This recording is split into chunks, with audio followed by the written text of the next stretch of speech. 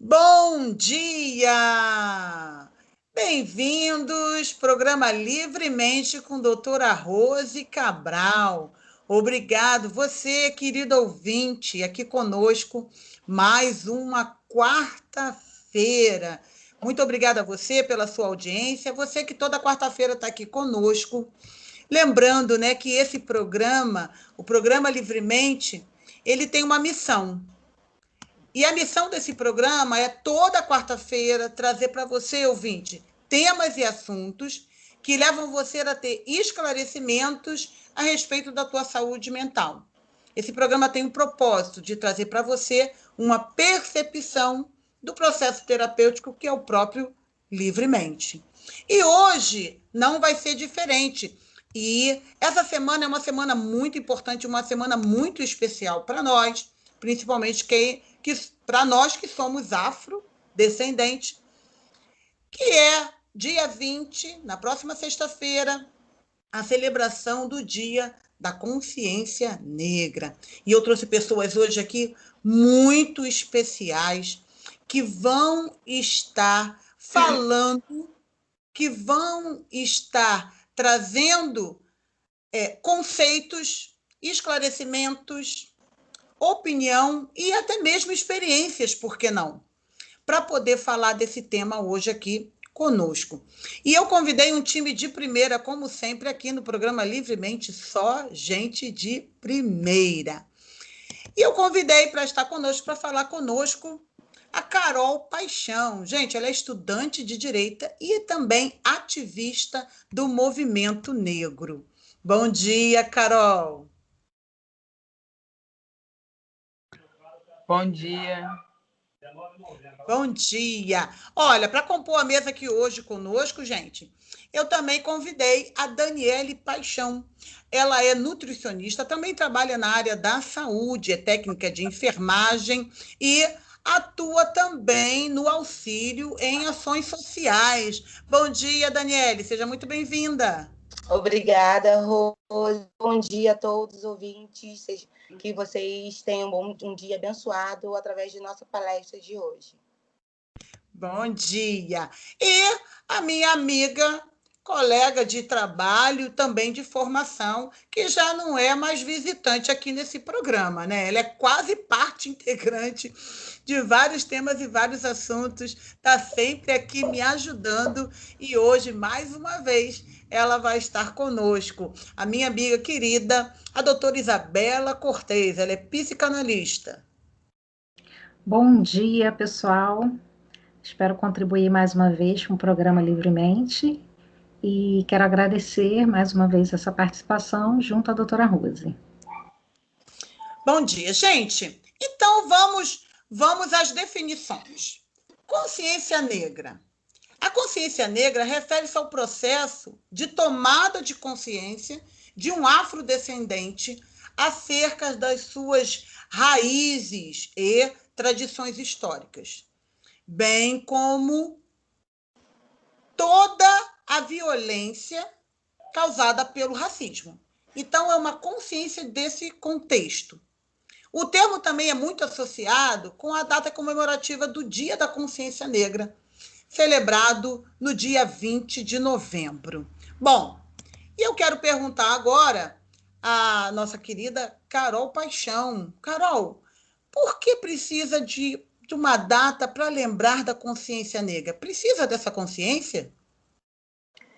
Então, né, doutora Rosa, o interesse, né? A gente precisa realmente dessa data para a gente poder lembrar das nossas raízes, assim como você disse, e principalmente para a gente quebrar todo o estigma do que a gente tinha, que o movimento traz, né? Da necessidade de comemorarmos uma data de um homem que, a partir de uma ideia de um homem que libertou tantos escravos, né? Que é o caso de Zumbi dos Palmares. Essa data ela é escolhida pelo movimento negro em torno de 1980 e 1978 como uma ideia de celebrarmos a nossa liberdade, né? Essa ideia e desmistificando toda essa ideia do que a gente tinha da abolição da escravidão, né?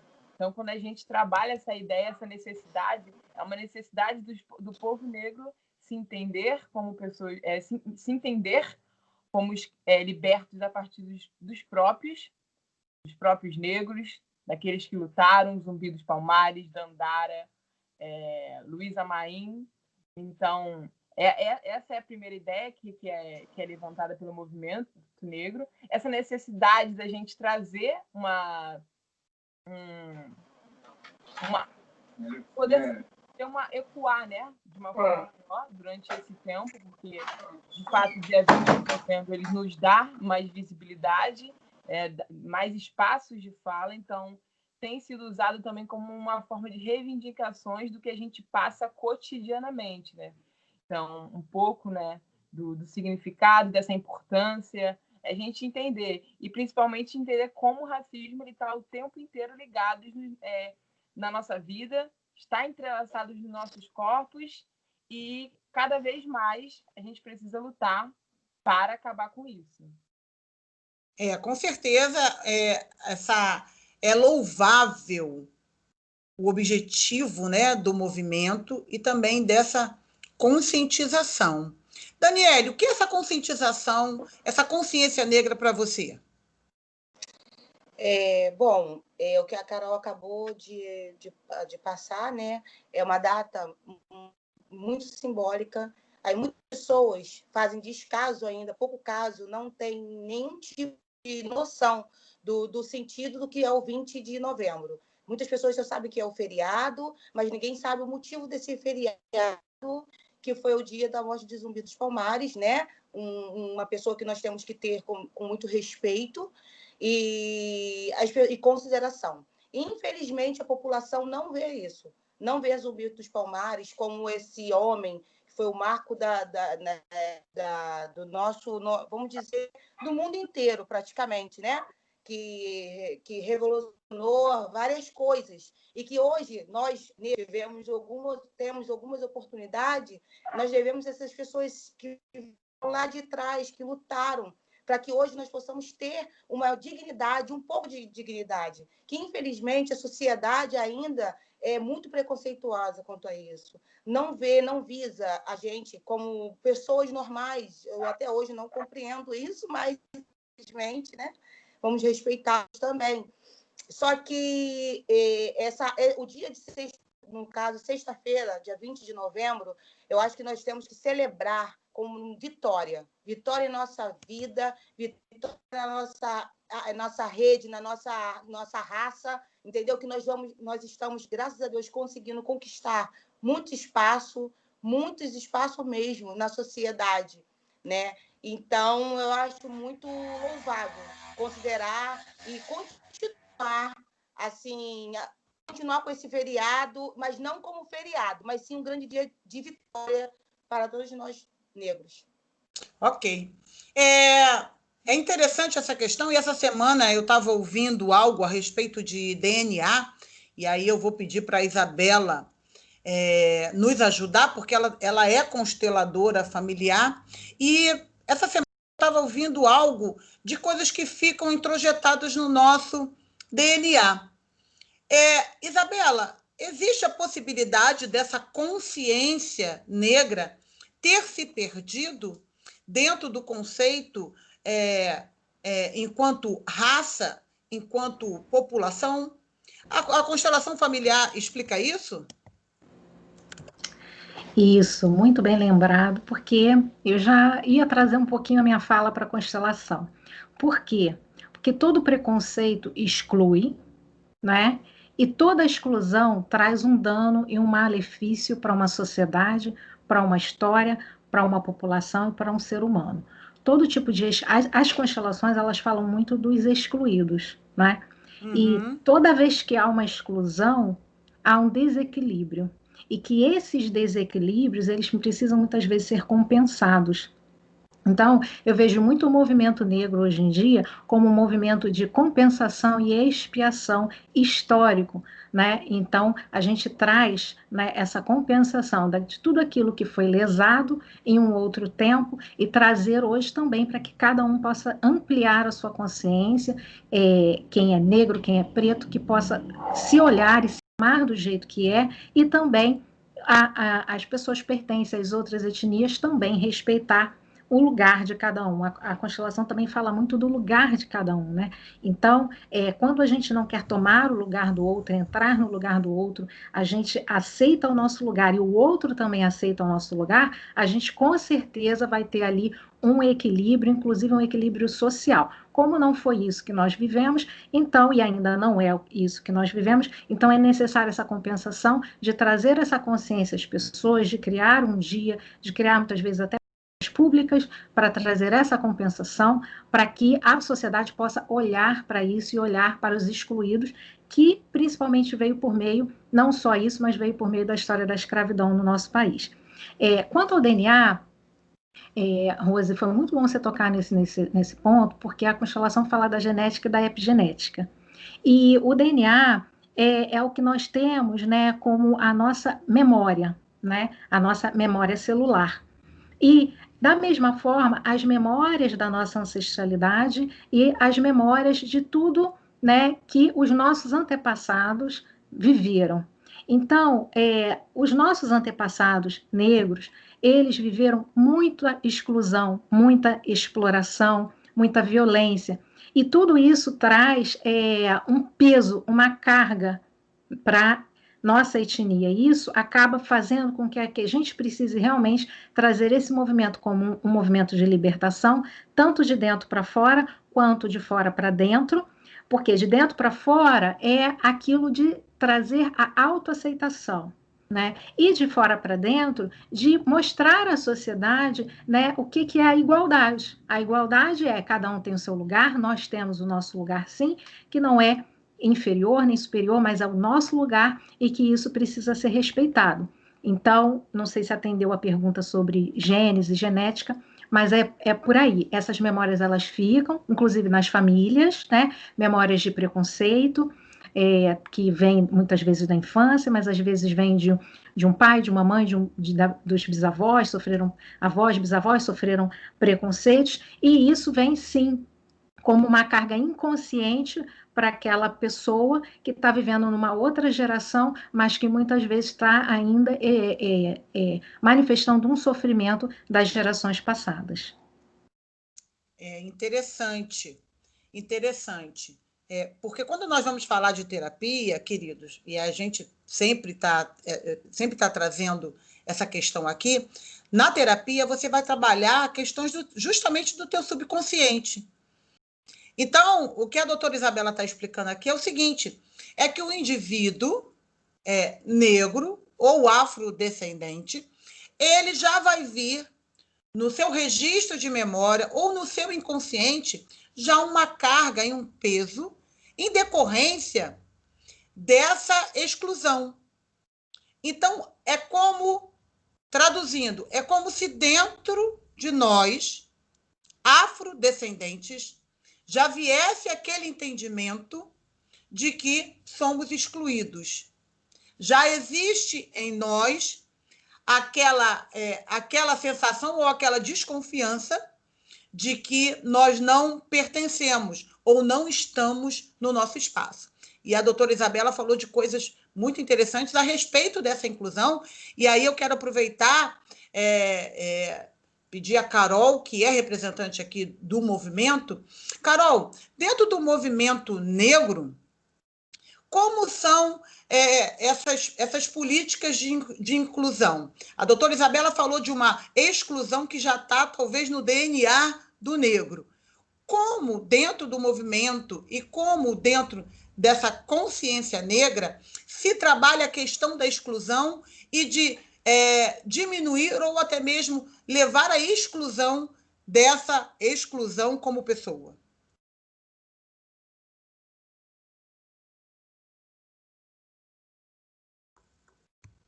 Carol? Bom, Oi, Carol, liga o microfone. Isso. Isso. Está desligado ainda. Agora sim. Agora sim. Está um pouco lento aqui. Então, isso que a doutora fala, né, é algo bem interessante, né? Algo que não conhecia essa ideia realmente do DNA, mas já entendi algo como uma memória ancestral, né? É algo que você já sente o seu corpo excluído em determinados espaços, como se ele não fosse pertencente. E eu acredito que muitos dos corpos negros já se identifiquem dessa forma, né? E assim, dentro dessa ideia de movimentação negra, né? Porque a ideia de movimento negro é a ideia de movimentação, né? Que é como a gente faz para dando desse espaço e o que a gente faz a partir que é a partir desse local de exclusão. Eu acho que a pergunta que você faz é relacionada a isso, né? O que a gente faz a partir desse local de exclusão? Quais são as políticas que a gente entende como interessante para que a gente possa sair desse local de exclusão? Então, a gente entende que a gente é excluído, a gente foi excluído e continua sendo excluído por um Estado que ele ainda é racista, ele ainda tem o interesse de manter esse status quo, que é como a gente trabalha no direito, que é manter, e dessa forma, como que a gente trabalha, né? A gente a nossa visão é que a gente possa minimamente passar a entrar nesses espaços para que, de fato, haja essas modificações. Porque, na minha percepção, e agora falando como indivíduo e não representando diretamente a opinião do movimento, etc., a minha ideia é que a mudança ela só pode partir do nosso próprio povo. Essa consciência, essa geração de força, ela vai partir do nosso povo e ela parte, sempre partiu. Tanto que a nossa libertação ela nasce por nós mesmos. Foram os nossos que lutaram e não foi Princesa Isabel que resolveu nos dar a carta da abolição. Então, assim, o movimento negro entende essa necessidade, ele passa a lutar, por exemplo, pela lei de cotas, desde 1970 e poucos, ele já inicia essa luta, por exemplo, pela lei de cotas, entendendo que a única forma de modificarmos esse extrato da sociedade é a gente adentrando nesses lugares de poder. Então, a gente traz a lei de cotas, que é assinada pela primeira universidade, que é a UERJ, né? Que a UERJ é a primeira a implementar a lei de cotas no Brasil, e ela é seguida, o movimento negro continua a pressionar, a UERJ passa a ter bons resultados, porque também o conceito, essa própria sociedade racista que tem o interesse de excluir, ela fica por muito tempo tentando ainda assim nos excluir e dizer os motivos pelos quais, por exemplo, não era interessante termos a lei de cotas e que todos poderiam participar, né? Então, o movimento negro traz, por exemplo, dados de que pessoas negras estavam se saindo muito melhores do que as outras pessoas nas universidades, que era uma desculpa, por exemplo, da própria branquitude de não deixarmos, de não fazerem a lei de cotas. E a lei de cotas ela é assinada muito tempo depois da UERJ, por exemplo. Ela é assinada no governo Dilma Rousseff, né? Se não me engano, em 2011, e sua implementação passa a ser em 2012. Então, assim, é uma ideia de que a gente tem de, por exemplo, o quanto somos negados a essa tentativa de mudança, né, dessa sociedade. Então, o movimento negro, as pessoas negras, essa movimentação negra entende como o único fator de mudança sermos nós mesmos. Então, assim, nós entrando nesses espaços, pertencendo a eles e fazendo essas modificações. Eu acho que é um pouco disso, do contexto que você pergunta sobre a ideia de mudança. Uhum. E eu essa semana, ontem eu passei por uma experiência e vou compartilhar aqui, porque eu posso compartilhar. E tem um pouco a ver com essa sensação desse DNA. Eu levei minha mãe para fazer um procedimento e numa clínica lá na Barra. E aí, quando eu cheguei na clínica, aí o porteiro, né, a pessoa que estava, era negro, o segurança que estava na porta era negro, daqui a pouco saiu passou o faxineiro, também um negro. E aí passou também, tem um jardim na frente, aquele que estava cuidando das plantas também era um negro. Na sua opinião, Daniele, você considera que isso expressa bem a exclusão passando pela educação? Você considera realmente que essa exclusão passa pela falta de educação? Se o negro tiver incluído dentro do contexto educacional de oportunidades, essa diferença e esses espaços, eles são alcançados? Sim, com certeza. E eu tiro, assim, compartilhando até com vocês, eu tiro pela minha família, tá? Nós somos de família negra, né? Nós somos 5 mulheres e, no caso, nós tivemos uma boa educação e hoje nós podemos chegar aonde quiser e a hora que quiser, né? E nós temos minhas irmãs, nós somos formadas, e se eu não tivesse tido a oportunidade, né, que eu tive uma condição de ter uma oportunidade, e nem todos têm essa oportunidade. Você foi lá levar sua mãe, né, no local de uma clínica, e lá você viu a maioria das pessoas negras, né? Porque muitas das vezes a gente também se submete a aceitar determinadas coisas, por como a doutora falou, né? O DNA. Então, se o DNA já está dizendo, já está ali constatado, já foi provado que nós já somos rejeitados, então nós devemos mudar essa teoria. Isso, para mim, não funciona. Isso, para mim, eu já penso de outra forma. A Carol falou. Nós temos que mudar, reverter esse quadro. Se essas pessoas, eu não sei qual foi, né, a oportunidade que tiveram na vida deles, tivesse uma oportunidade, sim, de uma boa educação, de um bom colégio, de, né, uma boa... O pai e a mãe, eu não sei como que foi a criação dessas pessoas, tivesse uma outra oportunidade, eu acredito, sim, que iria mudar. Esse quadro iria mudar. Né? Sobre a cota que a Carol falou, já tenho colegas que são brancas e falam, mas eu não tive oportunidade, eu não tive educação, minha mãe era pobre, eu sou branca, e só porque eu sou branca, eu tenho direito à cota, né? É uma questão até importante também, que poderia ter direito de todos, né? Dever de todos, infelizmente, é só na teoria, porque na prática não existe, né? E, infelizmente, o negro é muito desvalorizado, sim, né? Em relação a essa área, né, da educação. Vai lá na comunidade, você encontra o quê?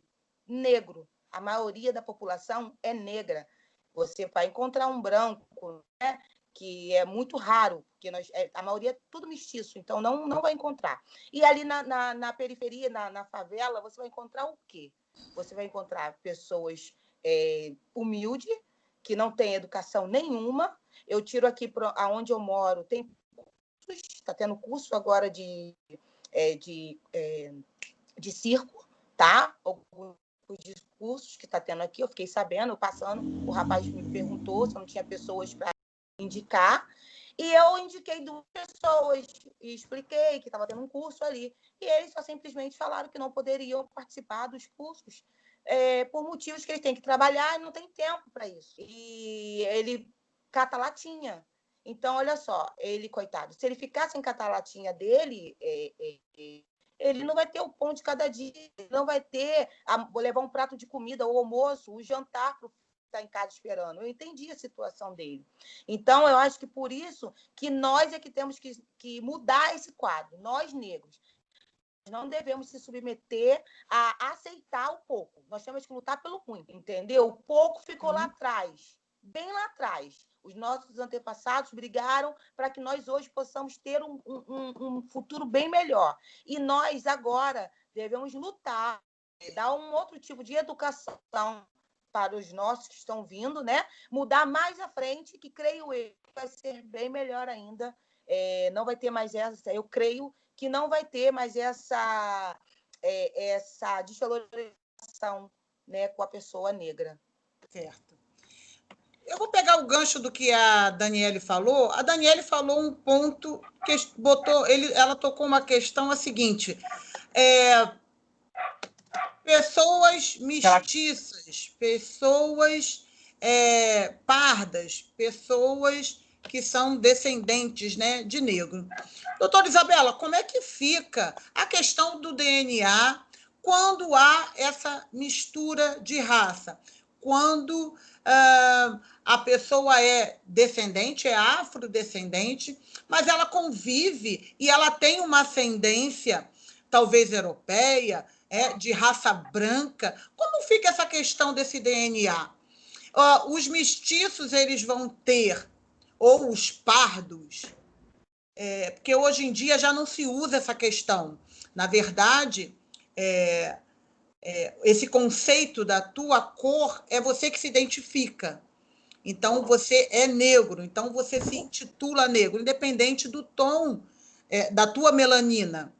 Mas, na questão do DNA, doutora Isabela, quando há essa mistura, e talvez numa família, talvez até uma predominância maior de pessoas brancas, como é isso? Ou para essa pessoa que é o mestiço ou o pardo, como se tratava antigamente, como é que fica essa questão do DNA? Tem um alívio para essas pessoas ou o DNA está lá e a exclusão vai ocorrer?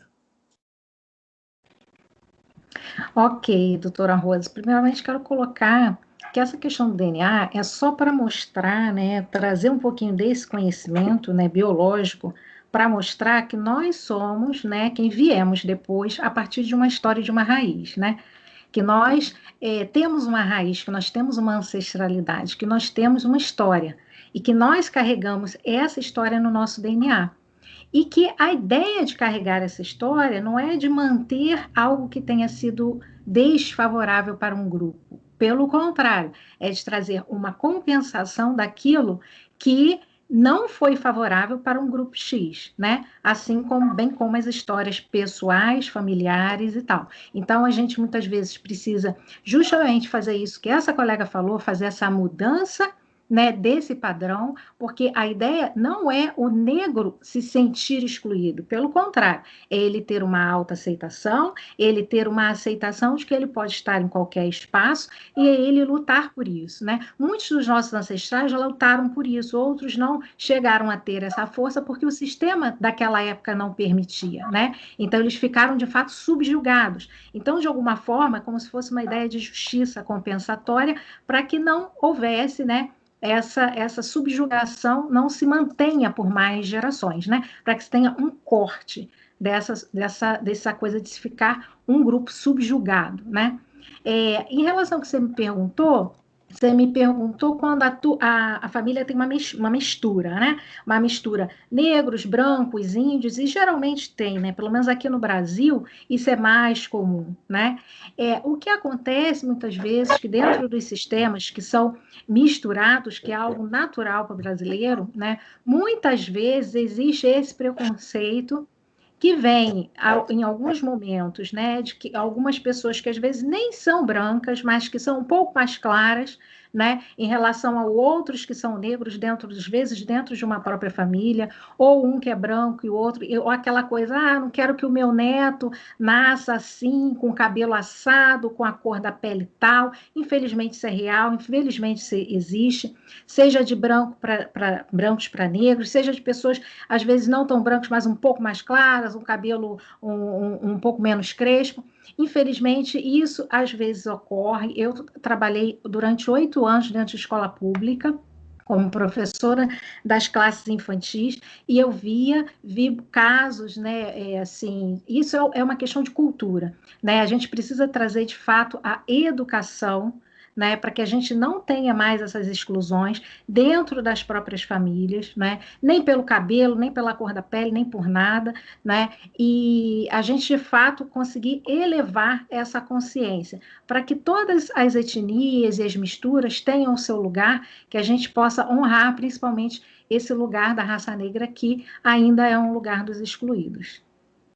Gente, eu digo que passa rápido, ninguém acredita. E já estamos encerrando aí o primeiro bloco do programa Livremente.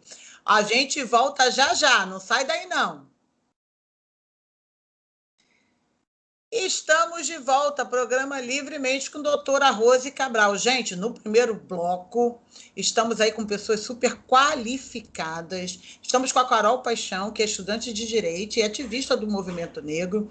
Daniele Paixão, que é nutricionista, atua na área da saúde, é técnica de enfermagem e também aí é apoiadora aí de ações sociais. E a doutora Isabela Cortez. E aí, no primeiro bloco, nós falamos já um pouquinho a respeito do conceito do DNA, da exclusão, e falamos também um pouco a respeito da falta de oportunidades e até mesmo de questões familiares, quando, muitas vezes, uma pessoa torce para que o filho não seja tão escuro, já sabendo que ele tem uma exclusão, ou ele será fadado a uma exclusão.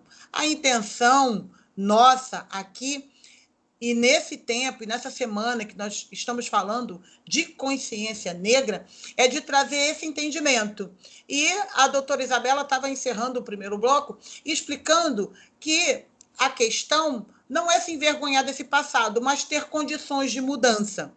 E nós estamos num caminho de mudança. Então, se fala de consciência negra para que essa geração e a nossa geração ela tenha um conceito diferente e que esses registros do nosso DNA sejam ressignificados, para que a gente não viva um contexto de vergonha ou de se sentir excluído, mas de orgulho e de potencialidades. Carol, então, dentro desse trabalho, você já trouxe aí no primeiro bloco um pouquinho a respeito do conceito de cotas. A saúde e a inclusão passa realmente pela educação? É necessário esse conceito da educação? Ou o movimento negro, dentro de questões de políticas públicas, reivindica algo além disso? Então, né, eu queria realmente voltar aos questionamentos anteriores que se entrelaçavam exatamente essa ideia de saúde e educação, né? Então, o primeiro questionamento que eu fiquei na cabeça foi a questão como se pode ou não estar ligada essa ideia do DNA para as pessoas negras estarem nessas posições de trabalho de base, né? Se elas estão ligadas diretamente ou se de fato é como a Daniele fala, né? Que é a oportunidade, né? É o que o contexto daquela pessoa a possibilita. Então, assim, a gente tem uma população de 56% de população preta no Brasil, de população negra, e como a gente poderia, depois de toda essa exclusão, de tanto tempo de escravidão, esperar algo diferente dessa negação, né? Então, enfim, é dado pela sociedade que esses são os nossos espaços, e eu não vejo realmente como uma ideia de que o DNA é trazido, né? E sobre essa ideia de como essas questões elas ficam intrínsecas na nossa cabeça, também não consigo entender apenas como a ideia do DNA, mas também vejo como a ideia da educação, como isso está entrelaçado, né? Porque, por exemplo, a Mangueira traz, há 2 anos atrás, 3 anos atrás, o enredo, a história que a história não conta, né? Que, de fato, é o que a gente tem como população preta no Brasil. A gente tem uma história que a história não conta, onde contam que a nossa história ela começa a partir da escravidão, quando não é verdade. O nosso povo é o mais antigo do mundo, a gente vem de ouro, a gente tem reinos, tivemos um dos reinos mais ricos de todo mundo, que é o reino de Mansa Musa, e hoje no mundo não existe e nunca existiu pessoas mais ricas do que aquele reino teve.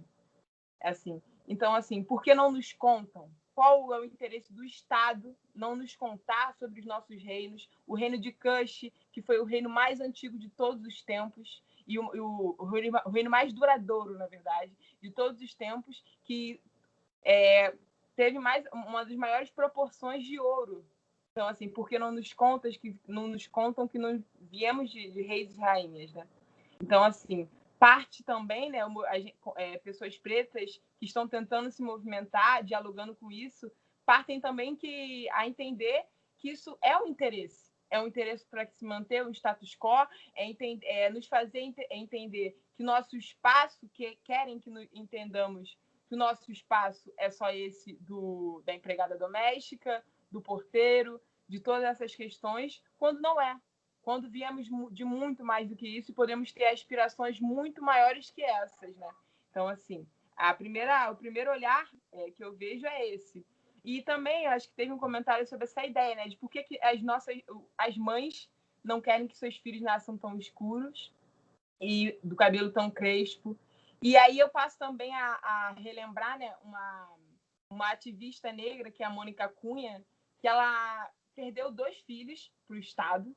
Então, assim, e ela fala bastante sobre isso, né? A gente conversa bastante sobre essa ideia de que não é só sobre ela não querer, é o medo que muitas mães negras têm dos seus filhos nascerem retintos e serem cada vez mais alvo desse Estado, que não é só um Estado que nos atinge da ideia do empregatício, da negação do estudo, mas nos atinge com balas perdidas, nos atinge como alvos desse Estado. Então, assim, essa ideia de que muitas mães negras também não querem seus filhos tão escuros, não vejo só como uma ideia estética e cultural, mas também um temor. Muitas mães temem que seus filhos nasçam tão escuros, né? Então, eu entendo um pouco essa ideia dos nossos traços, que também estão ligadas. E o movimento negro, quando você pergunta essa ideia de educação, o que a gente reivindica, né?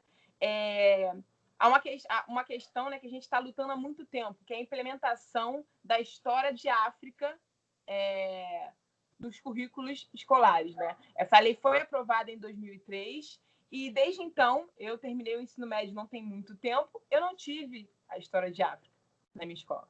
E muitos dos meus amigos não tiveram.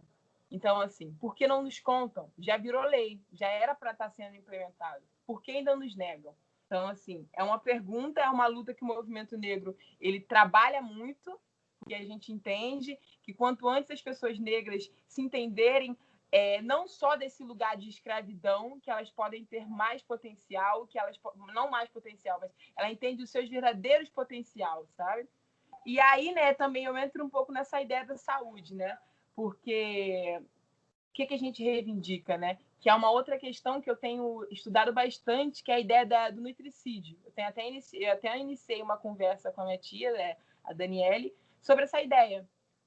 Por que não nos contam que, por exemplo, mulheres negras são as que mais morrem de hipertensão no Brasil?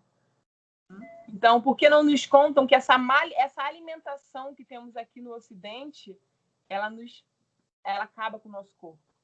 Porque é um interesse, ela acaba mais do que o próprio aborto. Morremos mais da ideia da hipertensão as mulheres negras do que o próprio aborto. E, infelizmente, a única coisa que podem levantar a bandeira à esquerda, essa galera militante, tem sido só a questão do aborto. Quando a própria reeducação dos jovens, dos adultos, sobre a sua alimentação, poderia ser mais efetivo para a população. Então, tem dados que mostram que morremos mais da ideia da nossa alimentação, desse nutricídio, do que da própria bala perdida. Porque só sai a bala perdida na televisão. Então, assim, é um questionamento, é uma discussão que tem sido iniciada bem forte pelo movimento negro, pelas pessoas que estão tentando se movimentar. Muito interessante. E, Daniele, você que é, então, da área de saúde também, e também é nutricionista, fala um pouquinho para a gente. Realmente existe esse índice? As mulheres negras, elas sofrem por falta de saúde? Sim, foi bom a Carol colocar esse ponto, tocar nesse assunto, né? Porque o índice, a população negra, de mulheres negras, está morrendo muito devido à probabilidade maior de nós adquirirmos esse tipo de doença, né? Esse tipo de comorbidades.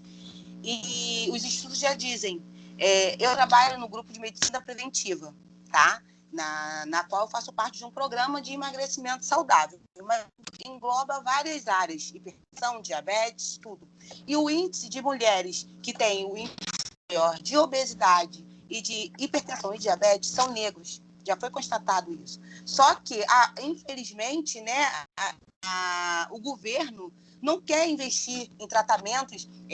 No caso lá, nós somos medicina preventiva. Se houvesse no nosso governo uma medicina preventiva, muitas coisas não haviam, muitas doenças, as pessoas já iam se prevenir, porque se na estatística já é provado que as mulheres negras têm um aumento maior, um índice maior de hipertensão, por que o governo já não entra com uma ação para combater esse tipo? Só faz o combate contra o câncer de mama, que aí entram várias engloba todos, né? Todas as mulheres de todas as raças. Mas por que não fazer uma prevenção, como se você for estudar, vou ver lá os Estados Unidos, fora do nosso Brasil, gente, nós estamos bem um nível baixíssimo de prevenção. E lá fora, eles têm os tipos de prevenção. Embora que os Estados Unidos seja muito precário, né, sobre a saúde, os Estados Unidos é o pior sobre a saúde, a população é negativo, muito negativo, né? Aqui nós estamos até melhor do que ele em relação à saúde. Aqui nós nos doamos mesmo, e lá não. Eles pensam muito no financeiro, né, e esquecem da população. Até que aqui no Brasil é o contrário. Mas, enfim. Então, eu acho que se o governo investisse mais em prevenções, né, muitas coisas mudariam. O índice de mulheres negras morrendo iria ser muito menos. Iria ser muito menos. E como a Carol falou também sobre a bala perdida, né, que eu falo que é a bala achada, né?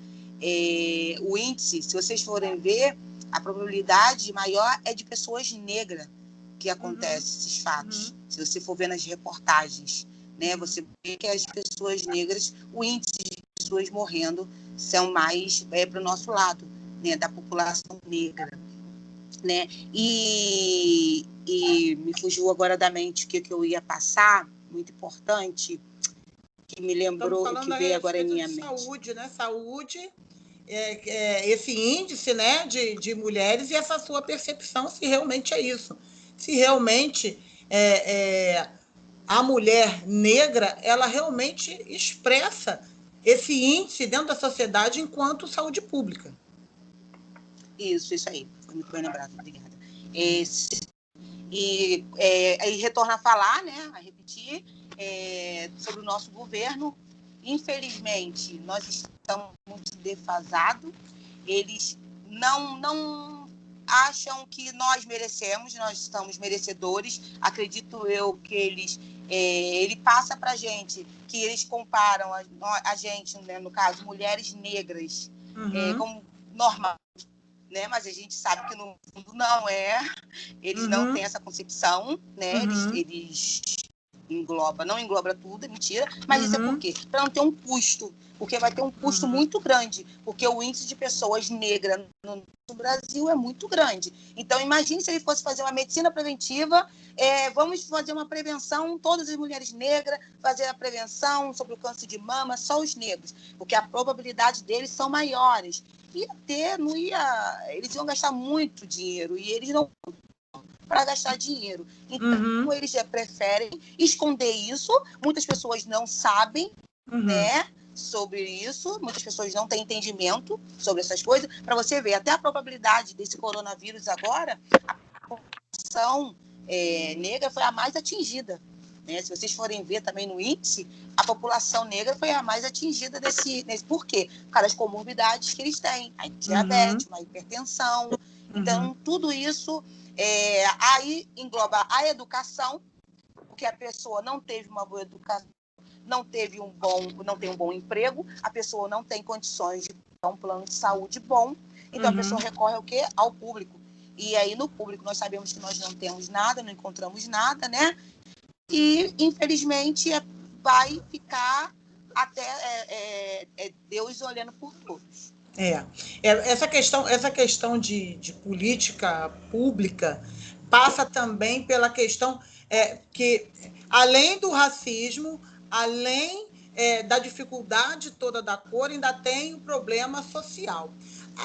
A Carol falou uma coisa interessante, que a respeito da lei que fala e que já deveria estar implantada sobre a história de África.